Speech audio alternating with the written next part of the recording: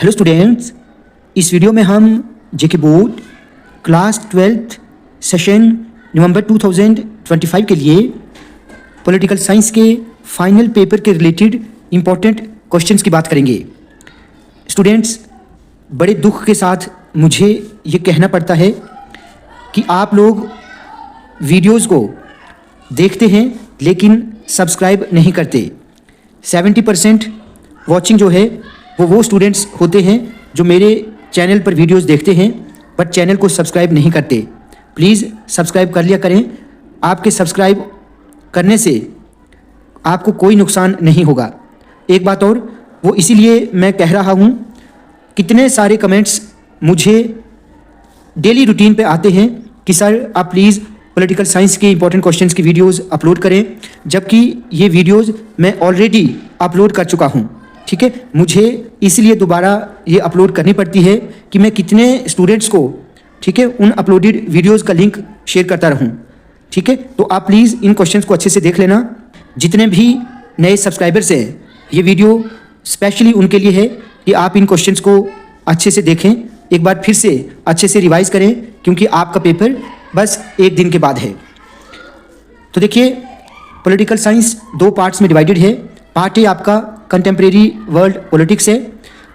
First unit में आपको इन question को अच्छे से तैयार करना है। Disintegration of the second world आपका जो फर्स्ट यूनिट है। What do you mean by shock therapy, explain its defects and consequences. ये मोस्ट इंपॉर्टेंट क्वेश्चन है, इसको आप अच्छे से तैयार करेंगे। What are the major consequences of the disintegration of the second world, ठीक है, या सोवियत यूनियन। इंपॉर्टेंट क्वेश्चन है, आप इसको अच्छे से तैयार करना। What was the Soviet Union? Explain the main features of the Soviet Union. देखिए, इन क्वेश्चंस को अक्सर बार बार एग्जाम में पूछा जाता है, आप इनको अच्छे से तैयार करें। Explain any 3 features that distinguish the Soviet economy from that of capitalist country like USA. Then second unit जो है alternate centers of economic and political power। यहाँ से आप इन 3 क्वेश्चन को अच्छे से देख लें। What are the main features of European Union? Most important है, What makes the European Union a highly influential regional organization? What is Asian? Explain its objectives. Then main pillars of Asian community, important है। Explain the reasons for the rise of Chinese economy, ठीक है, इसको भी आप अच्छे से देख लेना। Then South Asia in the post Cold War era, ठीक है, सार्क का बहुत इंपॉर्टेंट क्वेश्चन है। इसके ऑब्जेक्टिव्स, प्रिंसिपल्स, फंक्शंस, ठीक है। देखिए, ऑब्जेक्टिव्स, प्रिंसिपल्स, फंक्शंस ये कहीं ना कहीं बिल्कुल सेम रहते हैं। लिटिल बिट चेंजेस के साथ आप इसको आसानी के साथ लिख सकते हैं। Explain the role and limitation of SAARC, ये इंपॉर्टेंट है, इसको भी आप अच्छे से देख लेना। इंडिया एंड बांग्लादेश का जो रिलेशन है, इस पर आपको आंसर तैयार करना है। What are the objectives of establishing regional cooperation organisation, ये इंपॉर्टेंट है। Explain India's changing relationship with the USA। 3 challenges to democracy in Nepal. Then international organization in a unipolar world. Explain the main objectives of UNO, most important है, ठीक है। UNO क्या है, इसके main objectives क्या है, इसके ऑर्गन्स कौन कौन से हैं, ठीक है। Explain the suggestions for reforming the UNO, most important है। Explain the difficulties which exist in reforming the United Nations, इसको भी आप अच्छे से तैयार करना। Then security in the contemporary world, what is meant by security, mention any 4 components of Indian security. अगर आप इन क्वेश्चंस को अच्छे से तैयार करते हैं तो आपको यकीनन MCQs भी यहाँ से हो जाएंगे। Then rapid environmental degradation is causing a serious threat to security, इसको आपने एक्सप्लेन करना है। बैलेंस ऑफ पावर क्या है, how could a state achieve this. Traditional and non traditional notions of security क्या है, इनके मेन कैरेक्टरिस्टिक्स, डिफरेंस आपको पता होना चाहिए। Then globalisation and its crisis, globalisation क्या है, इसके मेन कॉजेज क्या है, इसका इम्पैक्ट स्टेट एक्टिविटीज़ पर क्या पड़ता है, पॉजिटिव, नेगेटिव, इन सबको आप अच्छे से तैयार करें। How has technology contributed to globalisation, ये भी इंपॉर्टेंट है। Then environmental and natural resources in global politics, ठीक है। तो what are the environmental concerns in global politics, ये इंपॉर्टेंट क्वेश्चन है। ग्लोबल कॉमन्स क्या है, इनको कैसे एक्सप्लॉइट किया जा रहा है, कैसे ये पोल्यूटेड होते जा रहे हैं, इनको आपने अच्छे से देखना है। आर्थ समिट के रिलेटेड एग्जाम में क्वेश्चन पूछा जाता है, ठीक है। तो इन सभी क्वेश्चन को आप अच्छे से तैयार करें। उसके बाद पार्ट बी की बात करें तो politics in India since independence, ये एक इंपॉर्टेंट पार्ट है। Nation building and its problems, ये फर्स्ट यूनिट है यहाँ से। Explain any 4 factors that determine nation building, ठीक है, इंपॉर्टेंट है। Explain Nehru's approach to nation building. What challenges faced India at the time of partition और independence, most important है। Explain the consequences events of partition over India, इसको भी आप अच्छे से तैयार करेंगे। Then era of 1 party dominance, main features of Indian party system, important question है। Dominance of Congress in the first 3 general elections. ठीक है, ये इंपॉर्टेंट क्वेश्चन है। देखिए, कांग्रेस, इंडियन नेशनल कांग्रेस जो है 2014 के बाद टोटली डिक्लाइन हो चुकी है। क्या रीजंस हैं, ये आपको करंट क्वेश्चन पूछा जा सकता है। Explain the role of opposition parties in India. Opposition parties India में जो हैं उनका क्या रोल रहता है, ये एक इंपॉर्टेंट क्वेश्चन है। State the factors reason responsible for the rise of Congress system in India. Then politics of plan development, ये चैप्टर 2 मार्क्स का है। यहाँ से चांसेस 2 मार्क्स के एमसीक्यूज के हैं। ठीक है, लेकिन 2 मार्क का आपको शॉर्ट क्वेश्चन भी पूछा जा सकता है। तो इस चैप्टर को ज़्यादा लॉन्ग डिटेल्ड में लर्न करने की ज़रूरत नहीं है, ये बिल्कुल वेरी शॉर्ट और एमसीक्यूज के लिए आप इस चैप्टर को पढ़ेंगे। तो इन क्वेश्चंस को देख लेना। ग्रीन रेवोल्यूशन क्या है, इसके बेनिफिट्स, इसके कॉन्सिक्वेंसेज क्या है, इसके डिसएडवांटेजेस क्या है, फर्स्ट 5 ईयर प्लान के मेन ऑब्जेक्टिव्स क्या हैं, कब शुरू हुआ, ये आप अच्छे से देखेंगे। Then planning commission of India, इसके मेन फंक्शंस, कब इसकी स्टार्टिंग हुई, ये आप देख लेना। नीति आयोग जो है, इसके फंक्शंस आपको लिखने हैं। प्लानिंग कमीशन को ही चेंज करके नीति आयोग में रखा है।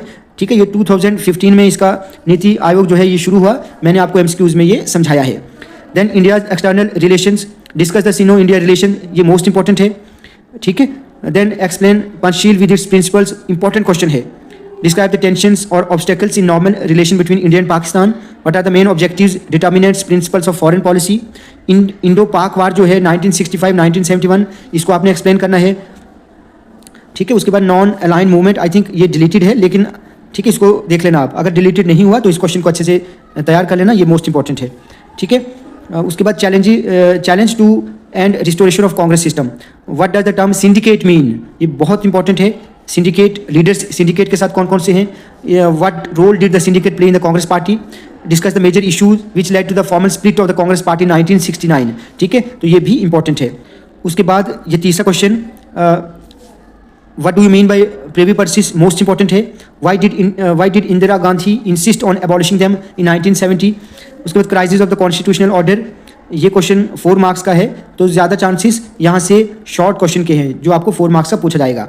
ठीक है, तो वैसे यहाँ से 2 मार्क्स के 2 वेरी शॉर्ट भी पूछे जा सकते हैं और 2 एमसीक्यूज आपको पूछे जा सकते हैं अगर एक वेरी शॉर्ट पूछा गया तो, लेकिन चांसेस जो है यहाँ से 4 मार्क्स के शॉर्ट के हैं। Explain the circumstances, reasons, consequences responsible for the declaration of national emergency in India, most important है। ठीक है, explain in detail that led to the emergency rise of Janata party. ठीक है, outcomes and impact of 1977 election, इसको भी आप अच्छे से तैयार करेंगे। देन स्टूडेंट मूवमेंट बिहार की जो 1974 में शुरू हुई। ठीक है, देन 5वां क्वेश्चन इंपॉर्टेंट है, इसको भी आप अच्छे से देख लेना अगर सिलेबस में ये हुआ तो। ठीक है, उसके बाद 7th है रीजनल एस्पिरेशंस एंड कॉन्फ्लिक्ट्स, ये इंपॉर्टेंट क्वेश्चन हैं। आनंदपुर साहिब रेजोल्यूशन कंट्रोवर्शियल जो है, इसको आपने अच्छे से तैयार करना है। What were the main provisions of the Punjab Accord, ये important है। Write a note on national conference as a regional party in Jammu and Kashmir। Explain the factors responsible for the emergence of regional parties in India, ये भी important है। Then recent developments in Indian politics, factors leading to the rise of NDA। ठीक है, NDA की full form, BJP की government क्या है, कैसे ये राइज हुई पार्टी, ये आपने अच्छे से देखना है। देन कोलिशन गवर्नमेंट क्या है, इसके एडवांटेजेस, डिसएडवांटेजेस, बीजेपी की जो पॉलिसीज एंड प्रोग्राम्स हैं। ठीक है, आइडियोलॉजी जो बीजेपी की है उसको आप अच्छे से देखेंगे। Then communalism is bane for democracy in India, how can we curb it, ये एक इंपॉर्टेंट क्वेश्चन है। तो ये कुछ इंपॉर्टेंट क्वेश्चंस हैं। उसके बाद अगर हम वेरी शॉर्ट के लिए देखें तो आप इन हेगेमोनी क्या है, नॉर्थ ईस्टर्न स्टेट्स जो हैं, नॉर्थ ईस्टर्न स्टेट्स जिनको हम 7 सिस्टर्स कहते हैं, उनको आप अच्छे से उनके नाम याद रखेंगे, उनकी कैपिटल्स याद रखेंगे। 1 party system, 2 party system, multi party system क्या है, मल्टी पार्टी सिस्टम की कौन सी कंट्रीज के एग्जांपल्स हैं, 2 पार्टी सिस्टम की कौन सी हैं, 1 पार्टी सिस्टम कहाँ पर है, ये आप अच्छे से देख लेना। ठीक है, 1 पार्टी डोमिनेंस क्या होता है, कोऑपरेटिव सिक्योरिटी क्या होता है, ह्यूमन सिक्योरिटी क्या है, डिसआर्मामेंट क्या है, स्टूडेंट्स मूवमेंट ये तो आ गया, एजेंसीज ऑफ यूएनओ ये भी आ गया है। थर्ड वर्ल्ड कौन सा है, ठीक है, थर्ड वर्ल्ड क्या है, ठीक है, थर्ड वर्ल्ड कौन सा होता है, जो पुअर एंड डेवलपिंग कंट्रीज़ हैं उनको थर्ड वर्ल्ड बोलते हैं, और जो डेवलप्ड कंट्रीज़ हैं, ठीक है, उनको फर्स्ट वर्ल्ड बोला जाता है। देन अर्थ समिट, बायोपोलरिटी है, यूनिपोलरिटी है, गुजरात मूवमेंट जो है, देन नवनिर्माण मूवमेंट क्या है, 1971 के जो इलेक्शन थे जिसमें ये स्लोगन दिया गया था गरीबी हटाओ, इंदिरा गांधी ने, इसको आपने अच्छे से देखना है। इंडिजीनियस पॉपुलेशन जो हमारी आदिवासी पर बेस्ड है, उसको आप अच्छे से देखेंगे। तो ये कुछ इंपॉर्टेंट क्वेश्चंस थे तो जो आपने अच्छे से तैयार करने हैं। अगर आप इनको अच्छे से तैयार करते हैं तो यकीनन आपका पेपर कहीं ना कहीं बहुत अच्छा होगा। स्टूडेंट्स, आज की वीडियो आपको अच्छी लगी हो तो आप प्लीज़ इस वीडियो को ज़्यादा से ज़्यादा लाइक और शेयर करें और चैनल को सब्सक्राइब करना ना भूलें।